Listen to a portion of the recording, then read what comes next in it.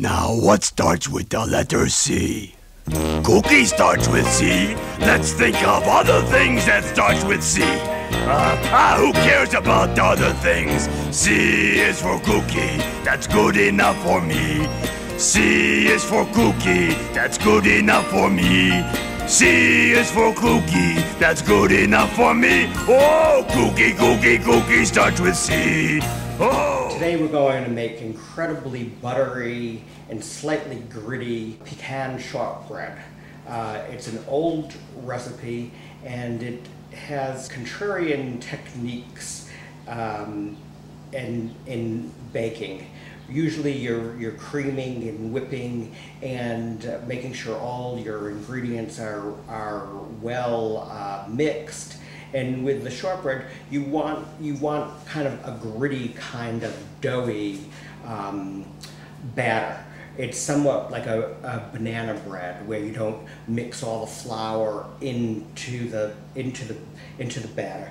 And you start with a cup of butter, a cup and a half of flour, a quarter of a cup of cornstarch, a quarter of a teaspoon of salt, a pinch of clove or cinnamon. Some people like to accent the flavor with a pinch of cloves. My preference is cinnamon. 3/4 of a cup of tightly packed brown sugar and a quarter a cup of finely ground pecans. And this is finely chopped. You could almost do this in a food processor if I wasn't a Renaissance man, because this is going to be finely chopped. This in of itself will probably take 5 minutes.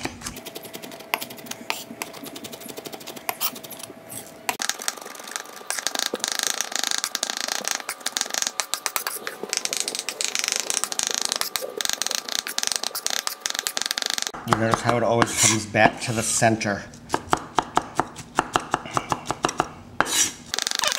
The butter has been at room temperature. Now you want to make sure it's not melted or liquidy. Finely chopped. And what I like to do is I like to use my little balls, and as always, my favorite tool in the kitchen are my hands. The nuts are so fresh you can almost feel the oil running out of them, and that's what you want, because there's nothing worse than making a beautiful recipe and having rancid nuts. Okay, that's our first ingredient, and we're going to get a cup and a half of flour, and you just 1,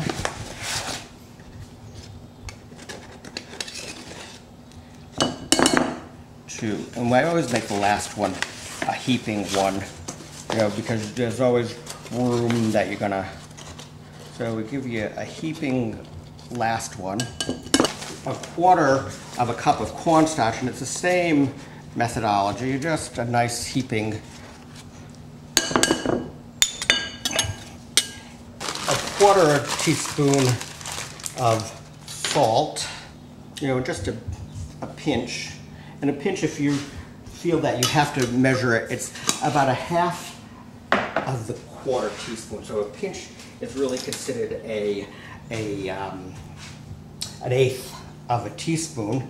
And then the pinch of cinnamon or clove. And what we do is we're just gonna make sure that ingredient and it is all mixed. And you want the cinnamon to be well mixed with the flour and the cornstarch, so it doesn't get clumpy.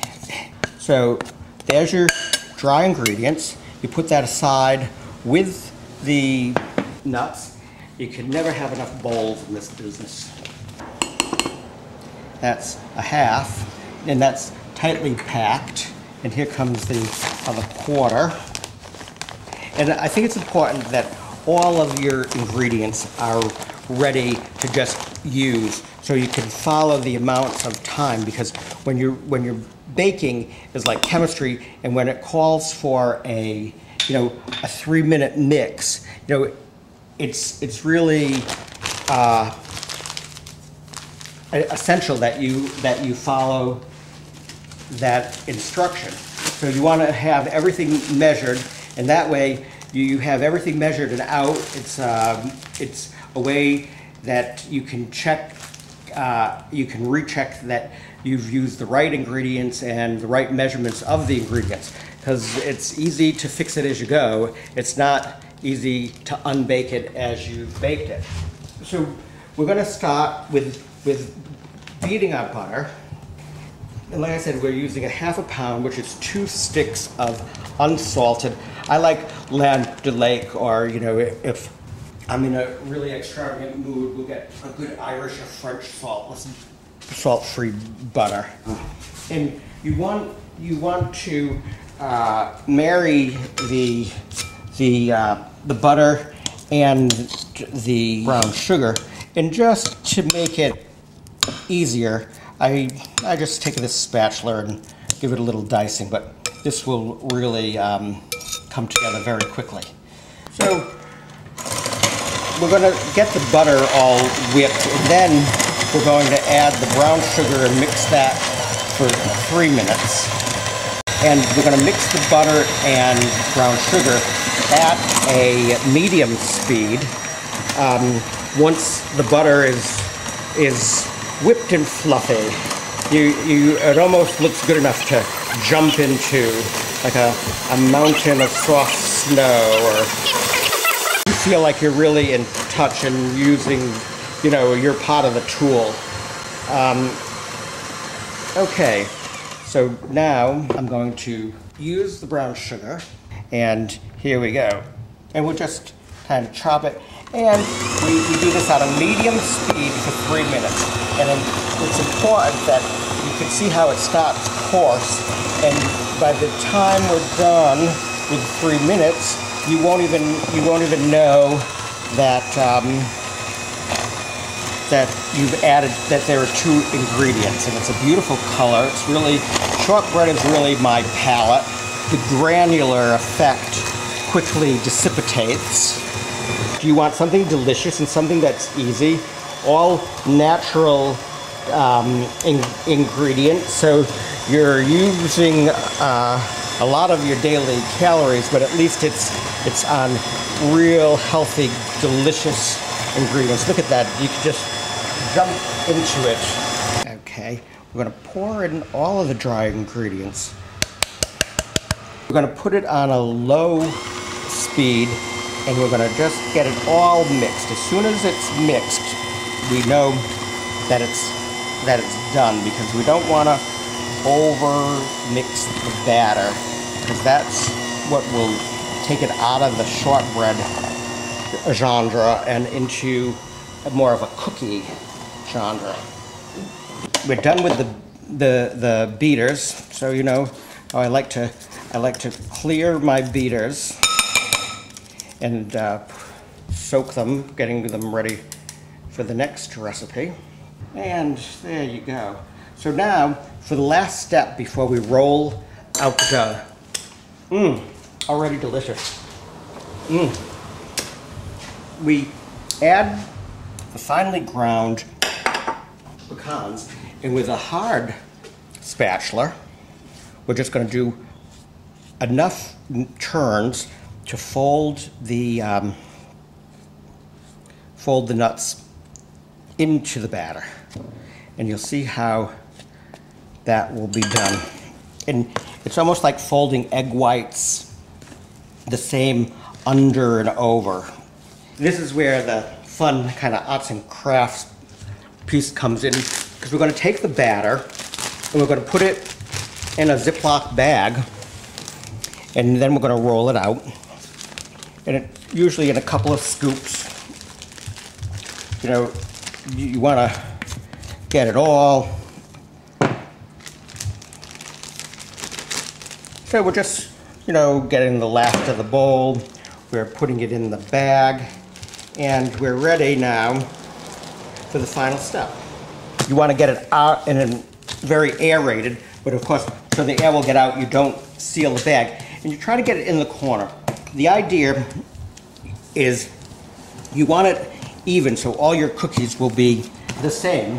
You take a rolling pin and just, give it a few rolls and taps both ways. And what we want to do is you want to make sure that you turn over the bag so you don't get creases in your batter. It's always hard to get the corners. And this could be frozen up for up to 2 weeks. And I'm ready to put it in the refrigerator for a couple of hours. And there you have it. Now it's a couple of hours later and we're ready to take it out, and there you have it, like a piece of cardboard. Silicone coated parchment paper, better to have it a little too big and trim than too small. And we kind of just score it in. The use of parchment paper allows you to make a non-stick surface. The dough for the shortbread comes out, and you can see it's very brick-like. And what you're going to do is take a knife or a scissor, and you're just going to open the bag. And there you have it. We're now going to score it at about, I like an 1.5 inches by 1.5 inches. So that should make 1, and it doesn't have to be exact, but it's nice. That's a little bigger. 2, 3. We've already preheated our oven at 350 degrees. Okay, 350, start. And like any cookie, you want to give it enough room, and I just turn it over, and here we go on the side, this side. And straight is nice. So this presents beautifully. I think you're going to be really happy with the recipe, how easy and sweet it is. And these are really large, so you want to make sure that they're adequately spread so there's plenty of room, because cookies should not touch each other under any circumstance. And you'll have different sizes, which will make a nice gift presentation. And you always see the little holes in the shortbread. It's a sign that it's really good shortbread. This one's big, I'm gonna make 3. This one I'm gonna go this way and make 3 holes. I haven't met a cookie that I haven't thought would be good for the holidays. Gorgeous. It's such a beautiful looking cookie. The temperature is at 350, and we want to use both shells. So we put one rack in, and we put the other rack in, and we set the timer for 9 minutes, and at which time we'll switch racks. Okay, so now we're going to turn it over, and you can see that it's a beautiful cookie in the making. It's taking nice form. These a little too big, but and we want to turn them around and put them on the different racks, centering them again. And there we go. They're not gonna be uniform, but they are gonna be quite beautiful. And we're gonna set the timer for the last 9.5 minutes. And we're gonna put it on our racks to cool for a moment. And you can see we've got some winners and some losers here. You're just gonna lift and take them off so they'll stop cooking. And I think you have a really nice shortbread. So that's our wrap on our shortbread cookies, and let's see how they are. See, it's for cookie. That's good enough for me. Very good. C is for cookie. Crispy, That's buttery. good enough for me. C Oh, they're gonna is be for loved by cookie. everyone you give That's them good to. enough Enjoy. for me. Oh, cookie, cookie, cookie starts with C. Oh, C is for cookie. That's good enough for me. C is for cookie. That's good enough for me. C is for cookie. That's good enough for me. Oh, cookie, cookie, cookie starts with C. Hey, you know what? A round cookie with one bite out of it looks like a C. A round donut with one bite out of it also looks like a C.